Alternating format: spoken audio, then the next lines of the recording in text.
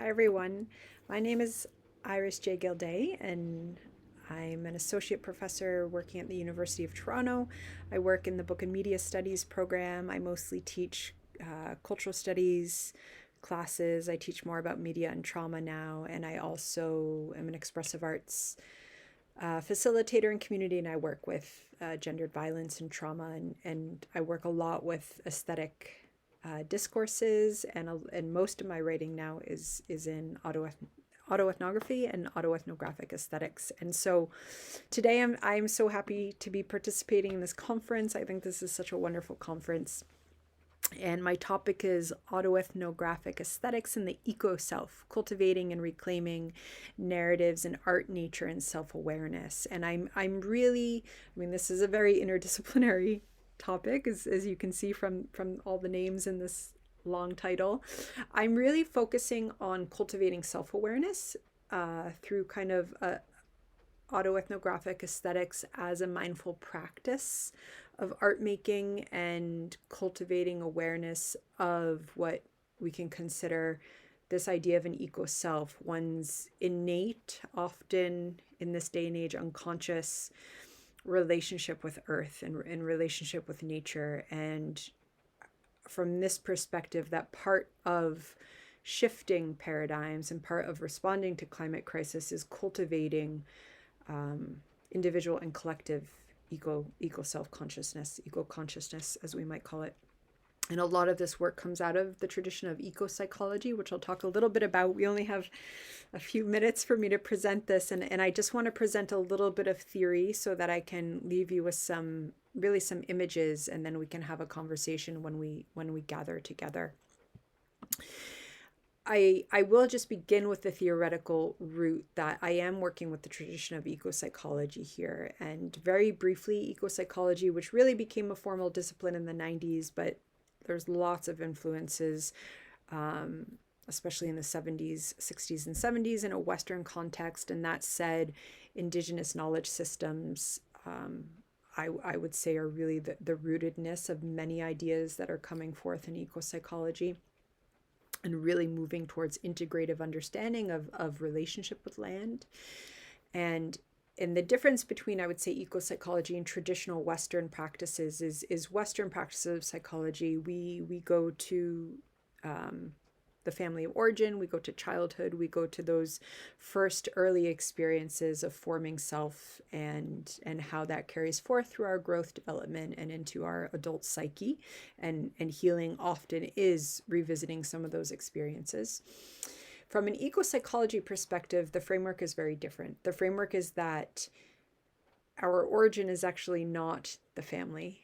It's not just intergenerational family and history. It is the earth, it is nature, and it's this idea that we have, through centuries of progress, which is also the exploitation of nature, not to mention peoples,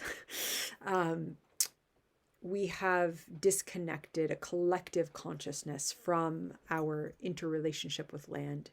And from this perspective, healing, working with climate crisis from an embodied perspective, we're not just talking about legislature, we're not just talking about using recyclable cups, we're talking about healing and shifting paradigms from this perspective of eco-psychology, intersecting with depth ecology. We require reforging that kind of lost consciousness on mass collective levels, where that will look different depending upon one's cultural and intersectional makeup, of course. But my focus here is really on looking at the intersections of autoethnography, especially autoethnographic aesthetics, and this kind of reforging of the eco-self, which there's lots to talk about, and there's not enough time. So that's the framework that I'm working with. I put together guiding questions, which is really, because this is about self-awareness. I work quite a bit with American Buddhist Joanna Macy, who frames a lot of the work of environmental healing and activism as learning to be with the pain. Sometimes we refer to this as eco-grief, that comes from feeling the destruction of the earth, and that is also a destruction of our future, of humanity, but trying to move beyond any human-centric idea in feeling the pain of the earth that is human caused.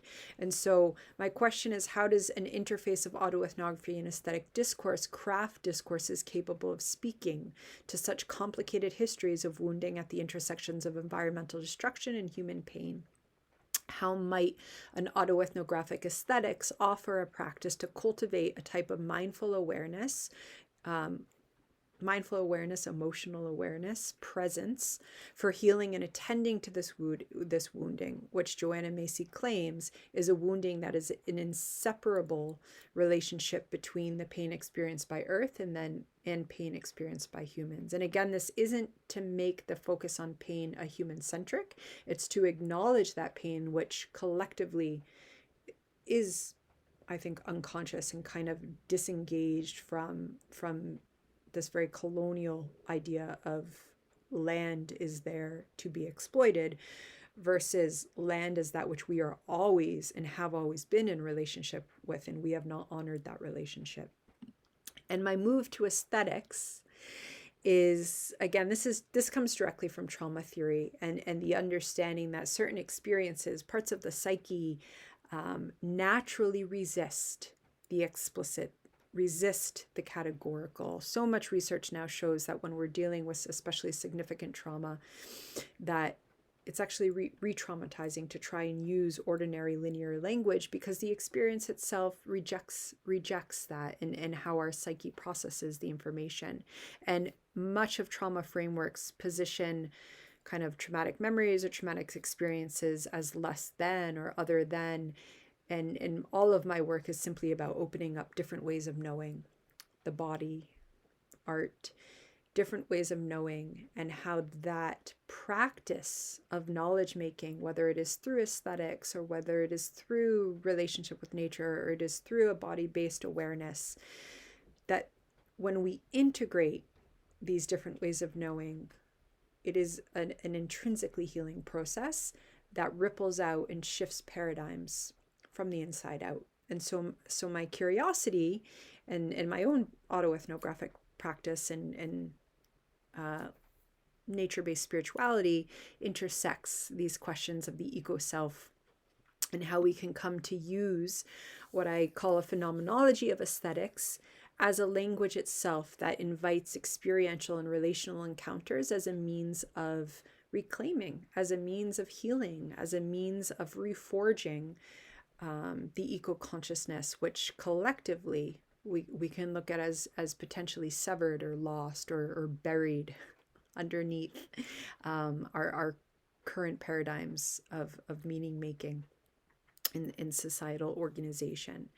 And so what I'd like to do is just look at the interface of visual art and poetry interacting with nature and opening up different types of dialogues. And then when we come together, just open up conversation around the eco-self, but specifically through an autoethnographic aesthetics.